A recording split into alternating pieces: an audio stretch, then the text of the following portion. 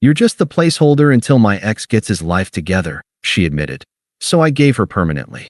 Now he's back in jail, and she's begging for a second place on my waiting list. Hey viewers, before we move on to the video, please make sure to subscribe to the channel and hit the like button if you want to see more stories like this. Thanks. For 3 years, I built my life around Hannah. I wasn't just her boyfriend, I was her foundation.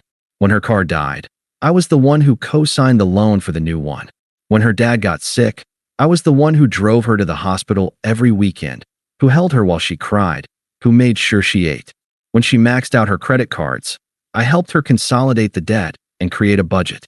I was the stable ground after the earthquake of her life. I thought it made me a good partner.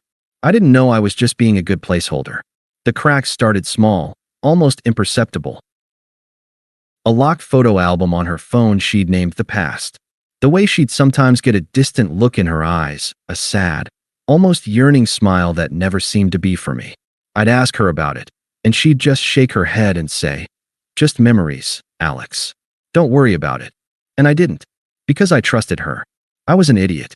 The real shift happened 2 weeks ago. I was cooking dinner, her favorite, chicken parmesan. When she came in, her face pale, staring at her phone.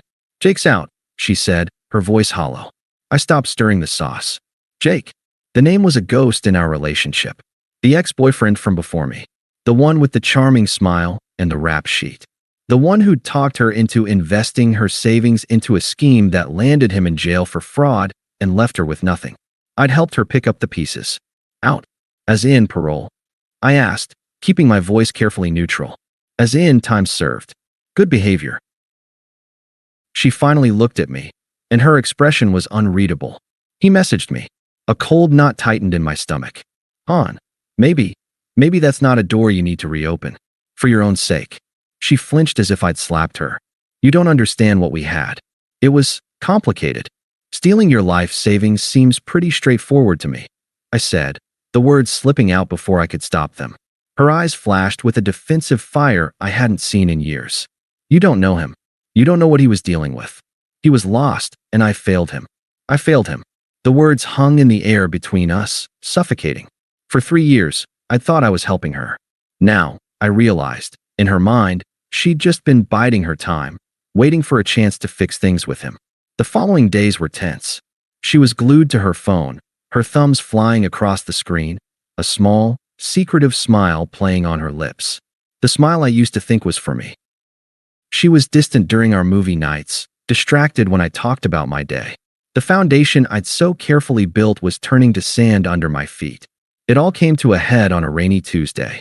She'd been out with the girls, but came home smelling of cheap whiskey and a bar I knew her friends hated. She was volatile, a storm looking for a place to land.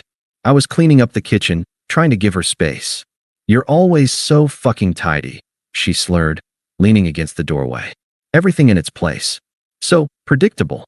I put down the sponge. "I'm sorry for cleaning our home, Hannah. See? That?" She waved a hand dismissively. "That passive-aggressive nice guy shit. Just once, I wish you'd get mad. Really mad." I took a deep breath, trying to anchor myself. "I'm not going to get mad at you for being drunk. Let's just get you to bed." "I don't want to go to bed," she snapped, her voice cracking. She stumbled into the living room and collapsed on the couch, burying her face in her hands. The performance of the angry drunk was gone, replaced by a raw, desperate misery. I followed, my concern warring with a growing sense of dread. I sat on the edge of the coffee table, facing her. "Just talk to me, Han. Whatever it is, we can handle it. We always do." She looked up, her mascara smudged into dark shadows under her eyes. She laughed, a bitter, hollow sound. "That's the problem. You're always so stable. So there. It's suffocating." The word hit me like a physical blow. Suffocating. All my support, all my loyalty, was just weight to her. "I'm sorry for being reliable," I said, the confusion and hurt breaking through my calm exterior. "No, you don't get it," she said, shaking her head as if I were a particularly slow child. "With you it's easy. It's safe. It's like living in a perfectly furnished, temperature-controlled room. But with Jake," she got a faraway look, that same yearning smile from her phone. "With Jake, it was real. It was fire. It was messy and painful and glorious. He saw a part of me you'll never even know exists. The room felt like it was tilting. I could hear my own heartbeat in my ears. Jake? The guy who drained your bank account and got arrested? That's your idea of real?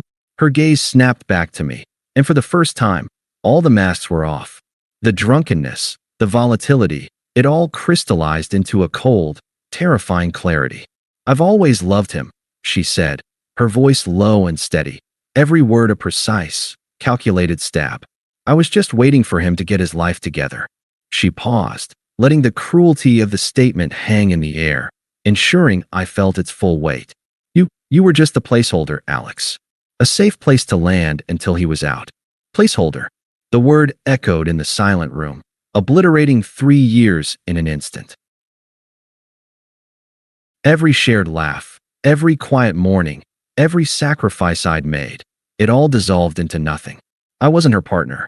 I was a seat warmer, a temporary occupant, the human equivalent of a futon. I didn't say a word. I couldn't. There was nothing left to say. The entire history of our relationship had just been rewritten, and I had been reduced to a footnote. I stood up from the coffee table. The movement felt slow, deliberate, as if I were moving through deep water. I looked at her, at the woman I thought I knew, and I felt nothing. No anger, no sadness, just a cold, vast, and empty silence. I turned and walked toward our bedroom. Our bedroom. The thought was a joke now. "Where are you going?" she called after me, her voice laced with a sudden, sharp anxiety. She'd expected a fight. She'd expected tears. She'd expected me to beg. My silence was the one thing she hadn't prepared for. I didn't answer. I went to the closet and pulled out my old duffel bag from the top shelf. I moved with a methodical calm I didn't recognize in myself. I packed a week's worth of clothes, my toiletries, my passport, and the small lockbox that held my important documents. I left behind everything she had ever given me. I left behind the life I had built for us. When I walked back into the living room, bag in hand, she was standing, wringing her hands. The cold confidence was gone, replaced by bewildered panic. "Where are you going?" "We need to talk about this," she demanded, her voice shrill. I stopped at the front door and finally looked at her. My expression was blank, a closed door. "No, we don't," I said, my voice quiet but absolute. "You've said everything. You've been perfectly clear. So that's it. You're just walking away? After 3 years." The entitlement in her voice was breathtaking. She had just atomized my entire world, and she was shocked I wasn't sticking around for the fallout. "You told me I was a temporary fixture," I said, my hand on the doorknob. "Consider my term served." I opened the door, the cool night air rushing in. I took one last look at her, standing in the ruins of the life I'd built for her.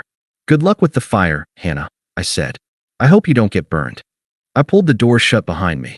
The click of the lock sliding into place was the quietest, most final sound I had ever heard. The numbness held during the drive to the cheap airport hotel. It was a strange, hollow feeling, as if someone had performed an emotional lobotomy. I didn't turn on the radio. I just drove in silence. The only sound the hum of the tires on wet asphalt and the rhythmic swipe of the wipers. Placeholder. The word had scoured me clean. There was no room for anger or grief because the very identity that would feel those things had been declared null and void. The hotel room was beige and sterile. It smelled of antiseptic and stale air. I placed my duffel bag on the luggage stand, the same deliberate movement I'd used packing it. I sat on the edge of the bed, my hands on my knees, and just breathed. I waited for the pain to hit. I waited for the crushing weight of 3 years lost, for the images of her face, for the memory of her laugh. But nothing came. It was just quiet. My phone buzzed in my pocket. Then again, and again, a flurry of notifications. I pulled it out. Her name lit up the screen, over and over. "Hannah, Alex, please. Hannah, you can't just leave like this. Hannah, we need to talk like adults. Hannah, are you really this petty? Hannah, answer me." I watched the screen light up, each message a ripple on the surface of my stillness. They weren't apologies. They were demands. Demands for my attention, for my emotion, for my energy. Demands that I participate in the drama she had created. I swiped down on the notifications, clearing them. Then I went into settings, found her number, and pressed block. The action was clinical. Final. It felt better than any angry text I could have sent. The next morning, I woke up at 6 a.m., my usual time. The silence in the hotel room was different. It wasn't empty, it was peaceful. I went for a run. I answered work emails. I found a real estate website and started looking at apartments. My life had become a simple, linear series of tasks.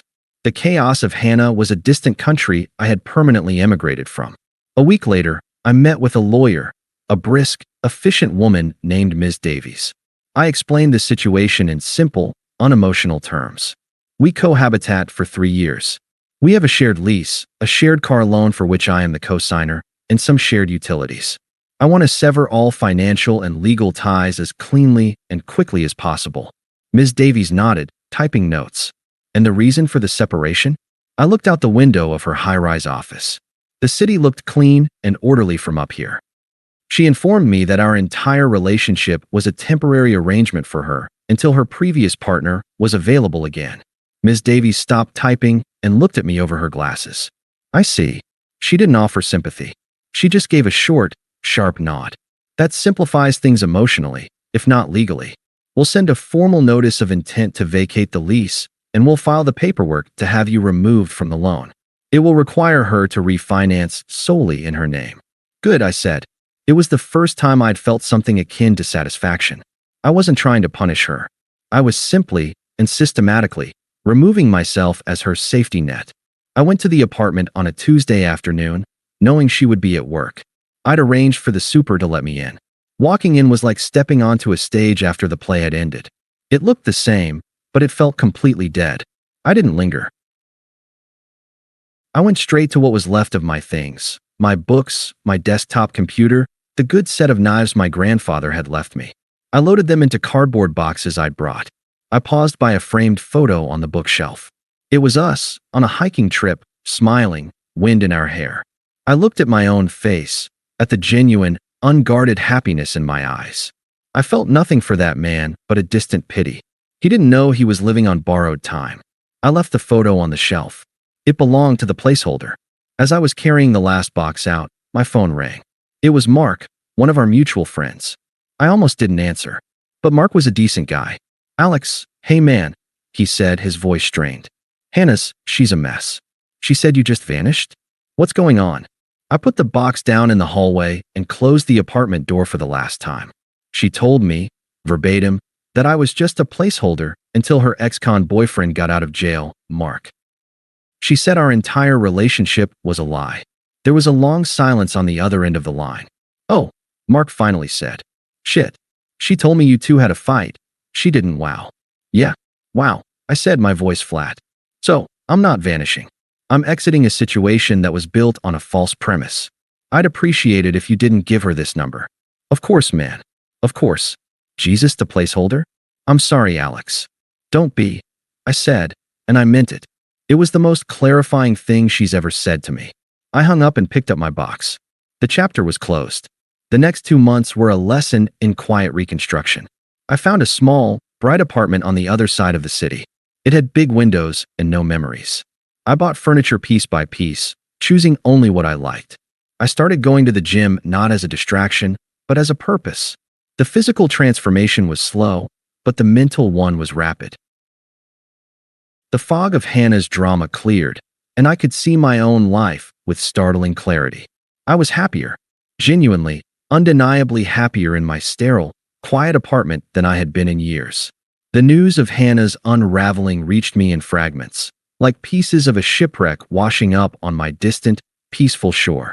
It started with a text from an unknown number a month in. Unknown. Hey Alex, it's Stacy. Look, I know Hannah messed up, but Jake is a total loser. He moved in like a week after you left, and he's not even looking for a job. She's miserable. I deleted it and blocked the number. Then, a brief, awkward call from Mike, another friend from the old group. Hey man, just so you know, things are not good over there. Jake's a piece of work. Real possessive type. They had a screaming match in the parking lot of the Grove last weekend. Cops were almost called. I'm sorry to hear that, I said, the phrase utterly empty of meaning. It was a social autopilot response. Yeah, anyway. We're all getting kinda sick of his drama. Take care, Alex. Click. The final, most satisfying piece of karma came via a Google alert I'd set up long ago, back when I was helping Hannah with her case against him. I'd forgotten about it. The email popped up in my inbox with the subject, "New result for Jake Morrow." I clicked it. It was a local news brief from the police blotter. Asterisk, arrested on charges of violating parole and attempted burglary. Jake Morrow, 31, was taken into custody after a failed break-in at a construction site on Elm Avenue. A female accomplice, identified as Hannah R., was questioned and released pending further investigation. Police seized items from their shared residence. Asterisk, I leaned back in my chair. So, the fire she'd chosen over my suffocating stability had burned her, just as I'd coldly predicted. Jake was back where he belonged, and Hannah had been dragged down with him, questioned and released. I could only imagine the humiliation. The police in her apartment, seizing things. The neighbors watching. The perfect, dramatic end to her tragic romance. My phone vibrated, pulling me from the thought. It was her. Again. From another new number. This time, it was a voicemail. I almost deleted it, but a detached sense of curiosity made me press play. Her voice was a ragged, hysterical shriek, stripped of all its former calculated charm. "I can't believe you. I am in real trouble here. My life is falling apart, and you're just sitting there, feeling smug. Jake's back in jail. The police took my laptop. My landlord is threatening to evict me. I admit I messed up, but you're supposed to be the better person. You're supposed to help. Call me back." The message ended. I stared at the phone. There it was. The unvarnished truth of her character. Not an apology for the 3-year con she'd pulled on me. Not a shred of self-awareness. Just a furious, screaming demand that I, the man she had called a placeholder, fix the consequences of her own choices. She still saw me as a function. A tool. The better person was just another role she expected me to play for her benefit. I deleted the voicemail. Then I blocked the new number. I looked around my new apartment. The evening sun was streaming through the big windows, illuminating the clean, sparse space. It was quiet. It was mine. I felt nothing for Hannah but a faint, anthropological interest. Her desperation was just noise. The silence in my new life was my own. And it was golden. The silence after her screaming voicemail was a victory. It was the sound of a door not just closed, but bricked over. I had built a new life, a fortress of calm, and her chaos was now outside the walls, barely a whisper on the wind. But Hannah had never been good at respecting boundaries. The attempts began again, each one a more transparent and pathetic grasp at the lever of my guilt. The first was an email. It landed in my promotions folder, its subject line a masterclass in manipulation. "I'm broken. Alex, I know you hate me. I know I don't deserve your kindness. But I am so lost. Jake is gone, probably for years. The landlord is evicting me because of the police thing. I have nowhere to go. I'm staying in a motel that smells like bleach and failure, and I can't stop thinking about how I threw away the only good thing I ever had. You were never just a placeholder. I was scared and I said a terrible, stupid thing to push you away because I didn't feel worthy of you. The truth is, I've always loved you. I was just too broken to see it. Please, can you just meet me? I need to see your face. I need to know there's still some good left in the world. Yours, always, Hannah." I read it once. Then I selected the email and clicked the trash icon. It wasn't even a difficult decision. The letter was a tapestry of lies, woven from self-pity. I didn't feel worthy. She had felt perfectly worthy when she was using my credit card. "I've always loved you." The ghost of Jake would beg to differ. She wasn't reaching out to me. She was reaching out to the stability I represented, the safety net she now found herself desperately needing. A week later, my phone rang with a number from our old area code. I let it go to voicemail. An hour later, a message appeared. It was from her friend, Stacy, the flying monkey. I listened, my expression blank. "Alex," said Stacy. "Look, I get it, you're hurt. But Hannah is literally destroying herself. She's lost everything. That animal Jake left her with nothing but a court date and a broken spirit. You were always the good one. The responsible one. You can't just abandon her now. She has no one. It's cruel." I sighed. The guilt trip was so predictable. I called back.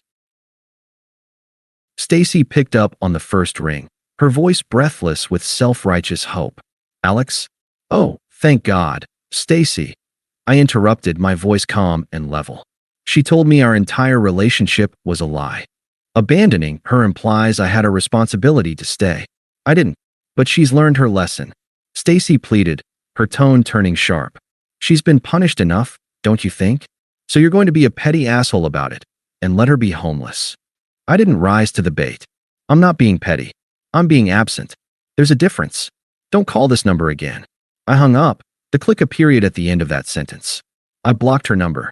The circle of people I had to shield myself from was small, and it was getting smaller. Then came the nuclear option. It was a Saturday morning. I was making coffee, the sun streaming into my new kitchen.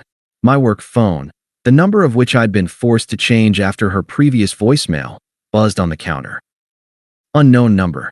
A cold dread settled in my stomach. I answered, bracing for a client crisis. The voice that came through was hers, but it was stripped raw, a weaponized sob. Alex? It's me. Please, don't hang up. I'm at the hospital. I said nothing. The silence stretched, forcing her to fill it. I took something. Not enough, I guess. I just couldn't see a way out. They're keeping me for psych evaluation. She took a shaky, theatrical breath. The nurse said I should call someone who cares about me. You're the only one I could think of. The manipulation was so blatant, so grotesque, it was almost impressive. She wasn't asking for help. She was laying a trap. If I showed concern, she'd have her hook back in. If I didn't, she could paint me as the monster who hung up on a suicidal woman. My voice was cold, professional, devoid of any emotion. Are you safe with the medical staff? What? Yes, but then you're where you need to be. My presence would be countertherapeutic for both of us. I hope you get the help you need, Hannah. Goodbye. I hung up. My hand was steady. There was no guilt. Only a profound, weary disgust. She had tried to use the ultimate emotional currency, and I had declined the transaction. I blocked that number, too. It was the last number she would ever have to me. 6 months passed. The seasons changed. My new life wasn't just a reaction to the old one anymore. It was simply my life, and it was a good one. I'd been dating Clara for 4 months. She was a landscape architect, a woman with calm eyes and an easy laugh who valued her independence as much as I valued mine. We were a partnership, not a rescue mission. We were at a bustling, sun-drenched brunch place, sharing a plate of pancakes and talking about a trip we were planning to take. I was relaxed, happy, fully present in a way I never was with Hannah. I felt a hand on my shoulder, a familiar, possessive grip that made my spine go rigid. I looked up. It was her. Hannah looked aged. Not older, but worn, like a coin that had been passed through too many hands. Her clothes were cheap. Her hair lacked its former shine, and there was a frantic, hungry look in her eyes that scanned me. Then Clara, then our food, our happiness, our peace. Alex, we need to talk. Now. She completely ignored Clara, treating her as an inconvenient piece of furniture. Clara looked at me, a question in her eyes. I gave a slight, almost imperceptible shake of my head and a look that said, I'll handle this. I turned back to Hannah, my posture not defensive, but open, as if a mildly bothersome stranger had approached our table. Hannah, this isn't a good time, I said, my voice polite but distant. Her composure, already brittle, cracked. It's never a good time for you anymore. My life is ruined. Jake's in for 5 years, I lost the apartment. I'm waiting tables at a diner. I have nothing. She was waiting for a reaction, shock, pity, anything. I gave her nothing. I'm aware, I said, my tone flat, as if she'd told me the weather was poor. I heard. The indifference was a slap. Her eyes widened, brimming with furious, disbelieving tears. And you don't care? After everything we had, this was the moment. The power reversal was complete. I was no longer the placeholder. I was the king in his castle, and she was the beggar at the gate. I turned slightly to Clara, my demeanor softening instantly. Clara, this is Hannah. Hannah, this is Clara. The introduction was deliberate, polite, and utterly devastating. It formally acknowledged her existence, while simultaneously demonstrating her absolute irrelevance to my current world. Hannah stared, her jaw slack. She looked between us, at our joined hands on the table, at the simple intimacy of the scene. So this is it, she whispered, her voice trembling with a fresh wave of outrage. You replace me just like that? I turned my gaze back to her, and I gave her the full, unvarnished truth. It wasn't delivered with anger or malice, but with the calm finality of a judge reading a verdict. I didn't replace you, Hannah, I said, my voice clear and carrying. A placeholder is temporary by definition. When my permanent situation became available, I glanced at Clara, a genuine, unforced smile touching my lips for a fraction of a second before returning my gaze to Hannah. I simply stopped filling the temporary role. I let the words hang in the air, watching them land, watching them shatter the last of her delusions. Our business concluded the day you explained my function to me. I concluded, my tone shifting to one of mild, dismissive suggestion. I suggest you focus on your own situation now. And with that, I turned my back on her.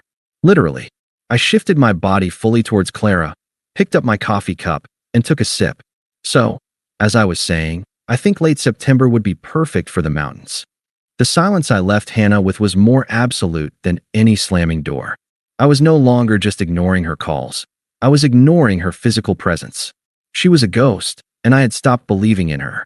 After a moment that must have felt like an eternity, I heard a choked, guttural sound, and then the frantic click-clack of her heels retreating across the tile floor. I didn't watch her go. I didn't need to. Clara reached over and squeezed my hand, her touch warm and real. "You okay?" she asked softly. I looked at her, at the sunlight in her hair, at the future in her eyes, and I felt the last vestige of that cold, hollow place inside me fill with a quiet, steady warmth. "Never better," I said, and for the first time since I'd heard the word placeholder, I knew it was the absolute truth. Thanks for watching. Make sure to subscribe to the channel and hit the like button. What do you think about this story? Share it in the comments.